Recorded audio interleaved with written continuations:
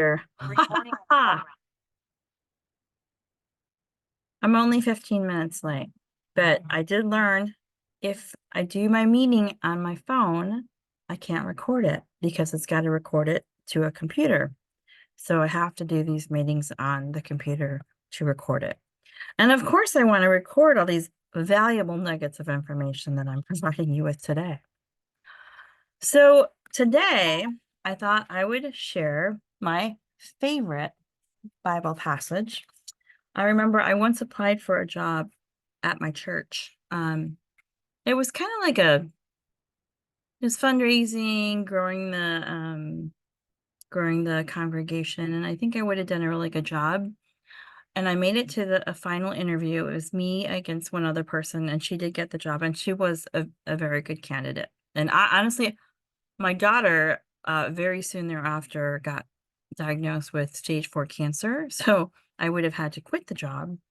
So you know what? Sometimes things work out. But at the interview, they asked me what my favorite Bible passage was. And it's funny because I have this one on my wrist, but I don't know it by heart. I just kind of know the gist of it. It's long. It's long. And it's the gist of it. It's about putting on the armor of God because we fight against not the principalities of man, but basically against the devil. And I guess I kind of believe in the devil in that I believe that there are evil forces in the world. There are evil people in the world. I'm not going to name them, but you know who they are. So my favorite Bible passage is John 3:16, which I learned in Sunday school. I mean, I remember we used to recite that at the beginning of every Sunday school class on Sunday mornings.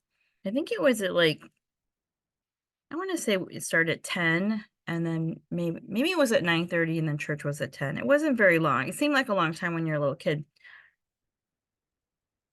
So from the time that I could sit in a little chair in Sunday school, I learned this Bible passage. So I know this thing by heart.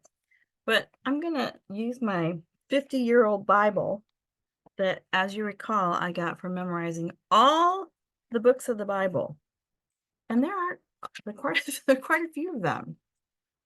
I will show them to you. Let's see if you can see this. Oops, doesn't want to show you. Oh, they're over here. Anyway, there's a whole page. Oh, that's better. There's the Old Testament and the New Testament. And I learned the Old Testament first. And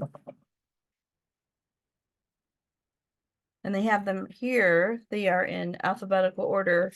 And the New Testament, I don't know if you can see this. The New Testament is in italics. The computer wants to focus on a person. And then, I don't know if you can see this. It says love, Michiko Cook. You can't see that either. God damn it. I got to figure out a better way to share this stuff. So I'm going to go to John, which I know is in the New Testament, because John was a disciple of Jesus. And I think I was taught that if you go about halfway, a little bit more than halfway, a little bit more, you'll get to the New Testament, I think. Yeah, it's let's say 2/3, because halfway, that's what it was. Halfway is the Psalms, and the Psalms are Old Testament. So this is the new. I'm gonna try to show you. It won't let me. Oh, see, so the New Testament over there. So that is about 2/3 of the way in. And I don't remember all the Bible books in order. I had to learn them in order, but look at this. It goes Matthew, disciple, Mark, disciple, and then Luke, the disciple, and John. And if you've never looked in the Bible before, especially now that we don't use books, I guess that's not an uncommon thing, probably, especially for younger people. But they've got all the books and they've got them in order and they've got little numbers. And the first number is the chapter. So I'm going to look for John 3. And then there's a period or a dot. And then the verse is follows the period. So it's John 3:16. And here it is. I love this passage. It says, it's going to make me cry. I love it so much. For God so loved the world that he gave his only son, that whoever believes in him should not perish, but have eternal life. So beautiful. And the way I learned it in Sunday school was, for God so loved the world that he gave his only begotten son, that whosoever believeth in him shall not perish, but have everlasting life. And I kind of like that version because it sounds a little fancier. Sounds like you're talking like old timey talk, believeth in him. And that is my favorite passage because it encapsulates what Christianity is and what God is and what God's love is and what Jesus is. And it doesn't say anything about being a homosexual or the sins that you can, I guess you can't do them because they're sins. There's no rules. All you got to do is believe, right? Believe in him. And the him, it's interesting. They don't in this Bible, they don't have the him capitalized like they usually do for Jesus and for God. So that's curious. The son, when it says he gave his only son, the son is capitalized. So I'm curious as to why they did that. But it says the next chapter, which I don't know, I haven't read this before. I probably have, but I don't remember. It says, for God sent the son into the world not to condemn the world, but that the world might be saved through him. And it says, he who believes in him is not condemned. He who does not believe is condemned already, because he has not believed in the name of the only Son of God. And this is the judgment, that the light has come into the world, and men love darkness rather than light, because their deeds were evil. For everyone who does evil hates the light, and does not come to the light, lest his deeds should be exposed. But he who does what is true comes to the light, that it may be clearly seen that his deeds have been wrought in God. That's so beautiful. And there's so many people out there who rightly condemn Christians and Christianity, and there's been a lot of evil done in the name of the church. But the church is made up of people, and people can be evil. All of us have a little bit of evil in our hearts. I mean, it's human nature, right? If we were perfect, which we are not, we would be in heaven and we would be spirits, would be angels. I don't know. I don't know how that part works, but I just know that as for me, there's kind of Bible bias, like, as for me and my house, we believe in the Lord. That's another. So there's a lot. This is like the best-selling book on the fucking planet. It was like the Gutenberg Bible, I think, was the first book like printed like hundreds of years ago. So this shit is important. I shouldn't say shit, but it is. It's like there's a Bible put in every hotel room. I don't know if they do that anymore, but I've seen them. You know, it's a big deal. So if you're already a believer, you don't need me to proselytize to you. But if you're not a believer, believe that there is a force out there, if you want to call it God, if you want to call it the universe, whatever you want to call it, higher power, it's there. And I know it's there because ever since I was a small child, I felt it. I remember I would lose something and I would pray, oh God, please help me find my keys. I used to lose my keys all the time. So I was not even that little, but I've done it since I was little. Help me find my teddy bear. And then I would find it and I'd be like, oh, thank you, God, and it's kind of silly, but it feels good to have someone on your side, like always on your side, you know? It helps. And they have done lots of studies that have shown that having a belief in a higher power, or, going to church or having a church family, those are all good things. And yes, there are bad things. That there are bad people. There are people that are doing it for the money. Lots of money. There's lots of money in the church, right? Tax-free money, by the way. That's why I started my church, because I'm gonna get tax-free donations too. Anyone can start a church, by the way. I'm an attorney and I looked at the tax codes from the IRS. You don't even have to file like any paperwork. It's pretty, loosey-goosey. For an actual nonprofit that's not a church, you have to file a form called I can't remember the form number. I think it's 2230. So you would have to incorporate your nonprofit by filing documents with the state, like whatever state you want to incorporate in. I'm going to choose California because I live in California, and I think the laws in California, I just feel that's the appropriate state for me. But there's Delaware, Nevada's become popular because they have laws that are more friendly towards corporations. I was a corporate lawyer in my past life. So you have to you have to incorporate, first of all, and that costs money. I don't know exactly how much it costs, but it's not nothing. I would estimate it's probably $300, say, okay? And you got to do some paperwork. You could do it yourself. You'd have to pay something for like on LegalZoom or something you'd have to do articles of incorporation. You have to do bylaws. I think you have to file an information statement, and you also have to get an EIN, which is a federal tax ID number. That is free. Don't pay for it, because when you Google this stuff, there are companies that will make you think, because I fell for it. I was doing it late at night and I was tired and I paid money for something that's free and I feel like an idiot. So don't do that. Or you can hire a company. I use for myself because I hadn't done it for a while. I didn't have the paperwork on hand.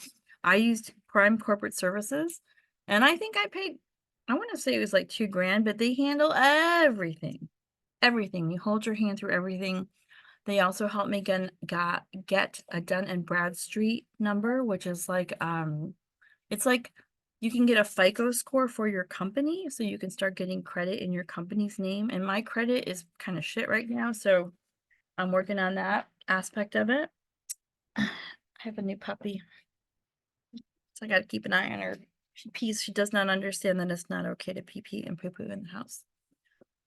I pray for strength. I haven't had a puppy since the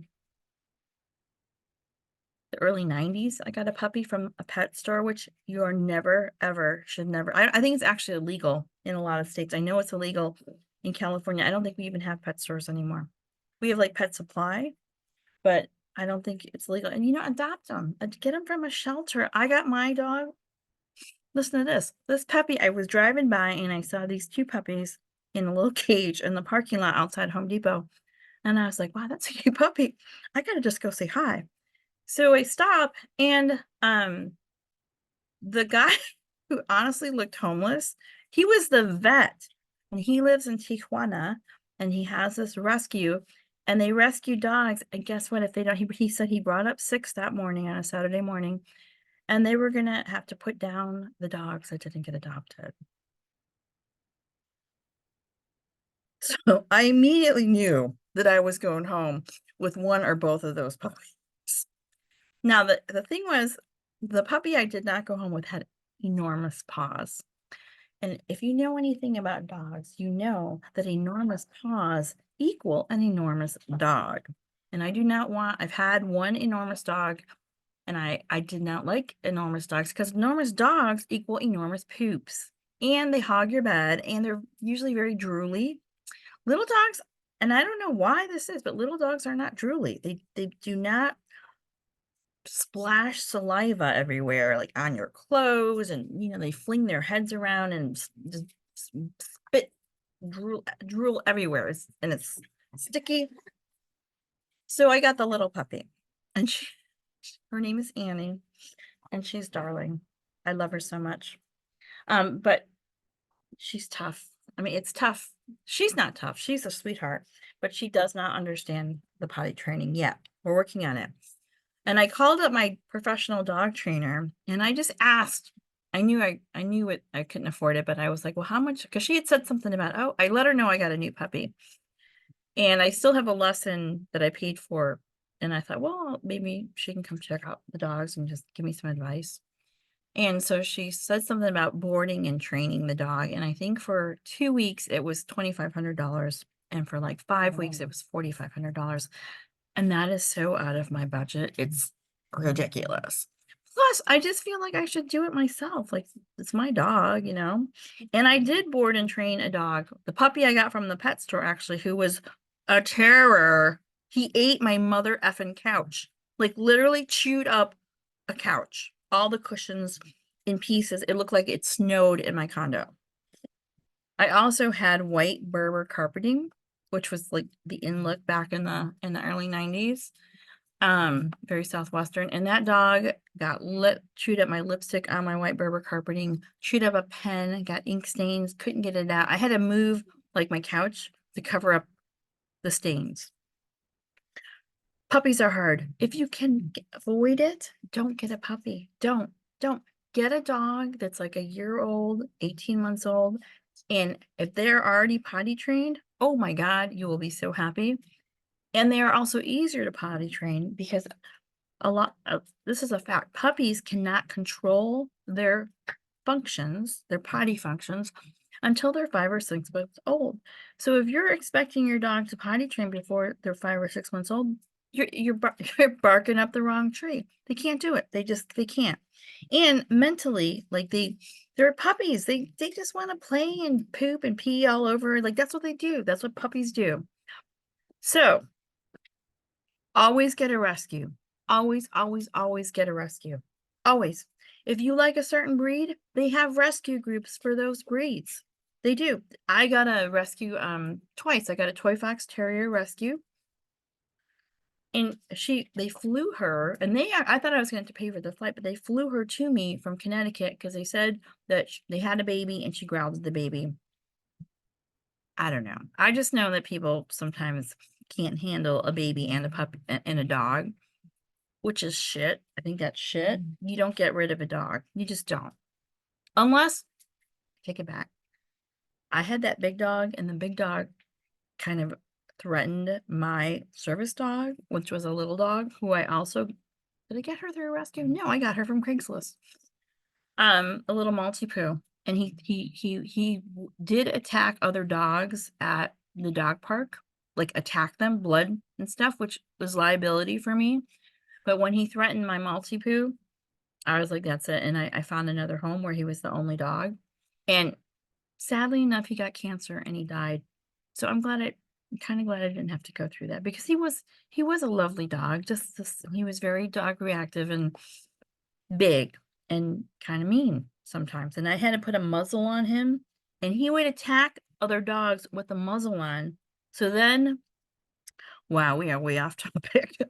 But then, so he'd attack other dogs, so they'd attack him back, and he couldn't defend himself because he had a muzzle on. That's what would go down. So he would get like bit up. Yeah, it wasn't good. And then I could never go to the dog park because of this. And I would try sometimes because I was like, well, how do you train a dog to not be so reactive? Like you gotta expose them to other dogs. So I would go with my roommate and he would dive in there to pull the dogs apart, which is dangerous. You can get bit, you can get attacked because the dogs get all crazy. All right, the point was always adopt a dog if you want a certain breed. And also do some research. Like those Frenchies that are the most popular dog now, they have lots of health problems.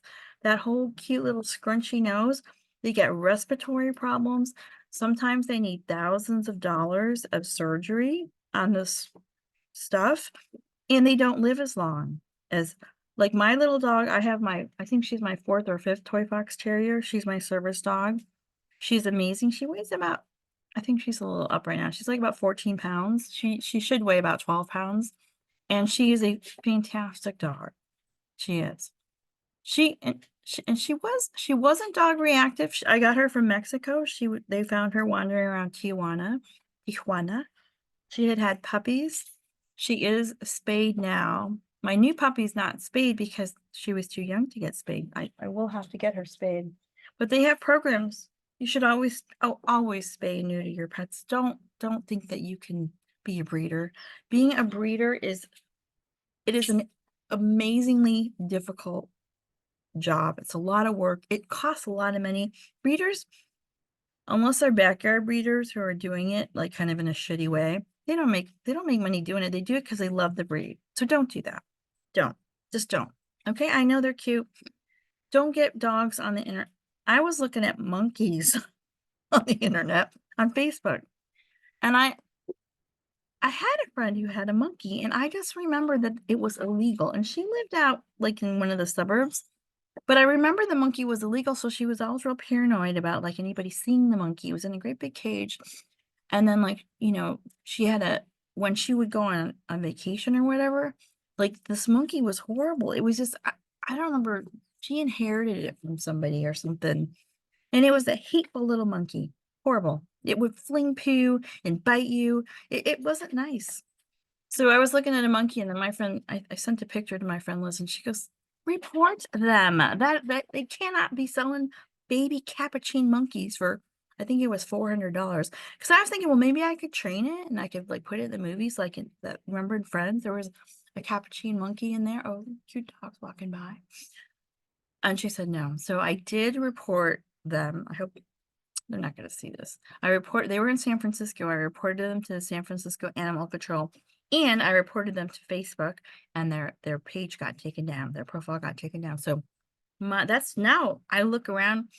Puppies are legal to sell, but no, you don't, when you're if you're buying a puppy, like a purebred puppy for like 400, $300, you're getting a piece. I don't want to say it this way, but you're getting a pile of problems. You don't know what their genetic issues are. They're usually inbred. A good puppy is going to cost you like $1,000, $1,200. Like they're not cheap because they put a lot of money into the breeding and into the pet care. You should be able to go and see where the puppies are being raised, and they should be being exposed like with the other puppies, and what they got to stay with the mom for like 6 to 8 weeks. Like it's a big deal. And having a dog is a lifetime commitment, just like believing in God. See, I circled around. Don't get a dog and it costs money. You got to take them to the vet. You got to feed them. The vet I talked to, when I adopted my pet, said you feed them human food, not like junk food, but human grade food. And that's what I make for my dogs now. Like I get everything from Costco organic, but chicken, and I make baked potatoes and cabbage and spinach and carrots and pinto beans, and I eat the food. It tastes that good. It really does. And they love it. They love the food. And I just make a big batch and I freeze it. And I've looked into buying it from companies that do the human grade food. Super. Like I want to say that I think it's called Farmer Dog or something like that. It was like $110 for a week's worth of food. And I was like, that is not in my budget. And they're like, well, you could supplement with kibble. And they had just sent me an email saying that kibble was like the devil food. Like it was the burnt pieces of devil food. Don't give it to your dog. And you know what? I don't think it is good for them. I mean, it doesn't look good. You wouldn't eat it, right? And then I said, no, I'm just going to go ahead and make it myself. And they're like, would you like to buy some recipes from us for like $5 a week? And I was like, no, I think I can figure this one out by myself. And you do have to make, like, you can't give dogs onions. Onions are very, very bad for dogs. No grapes, no raisins, that kind of stuff. But other than that, garlic, tomatoes, like I had some tomatoes that were going bad, and I cooked them down, and I'm going to throw that in there. Gives them a nice color. Anyway, I'm sorry that we got into the topic of dogs, but you know what? It's my church of Kimmy, and Kimmy loved her dog, Fuzzy. And Fuzzy was my service dog, but it was really Kimmy's dog too. And we liked it because it was a service dog, and it was a properly trained service dog. It wasn't one of those bullshit service dogs where we got a fucking, oops, oh, how terrible. Where we got a thing that said service dog and made her a service dog. No, I trained this dog. I spent hours and hours and hours, training her, exposing her, taking her to public places, restaurants, whatever. and then she died of heart failure. Oh, that's the other thing. Buy dog insurance. Buy good dog insurance. Read the policy, because some of that stuff, they rip you off, and I think the policies have gotten better. I know when I used to have dog insurance, I didn't feel like I was getting my money's worth. I feel like I would have done better putting my 40 bucks a month into the bank and using that.